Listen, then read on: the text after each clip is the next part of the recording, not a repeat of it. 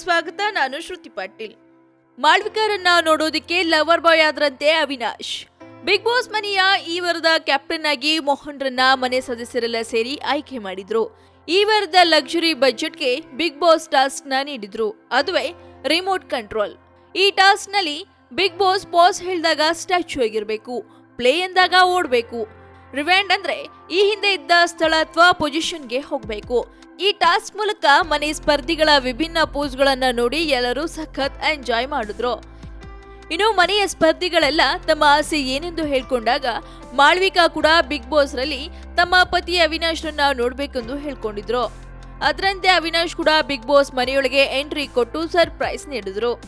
ಅವಿನಾಶ್ ಮಾಳ್ವಿಕರನ್ನ ಭೇಟಿಯಾಗಲು ಎಷ್ಟು ಎಕ್ಸೈಟ್ ಆಗಿದ್ರು ಅಂದ್ರೆ 17 ವರ್ಷಗಳ ಹಿಂದೆ ಮಾಳ್ವಿಕರನ್ನ ಲವ್ ಮಾಡ್ತಿರುವಾಗ ಯಾವ ರೀತಿ ಹೋಗ್ತಿದ್ರು ಅದೇ ರೀತಿ ಕೂಡ ಫುಲ್ ಟಿಪ್ ಟಾಪ್ ಆಗಿ ರೆಡಿಯಾಗಿ ಬಂದಿದ್ರಂತೆ.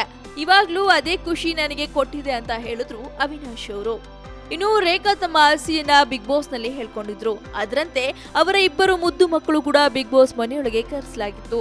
ಅವರನ್ನ ಕಂಡು ರೇಖಾ ಸಖತ್ ಭಾವುಕರಾಗಿದ್ದು ಮನೆ ಮಂದಿಗೆಲ್ಲ ಮಕ್ಕಳನ್ನ ಪರಿಚಯಿಸಿದ್ರು. ಬಿಗ್ ಬಾಸ್ ನ ಮತ್ತಷ್ಟು ತಾಜಾ ಸುದ್ದಿಗಾಗಿ ಸಬ್ಸ್ಕ್ರೈಬ್ ಮಾಡಿ ಫಿಲ್ಮಿ ಬೀಟ್ ಕನ್ನಡ. ಹಾಗೆ ಈ ವಿಡಿಯೋ ನಿಮ್ಗೆ ಇಷ್ಟವಾದಲ್ಲಿ ಲೈಕ್ ಮಾಡಿ, ಶೇರ್ ಮಾಡಿ.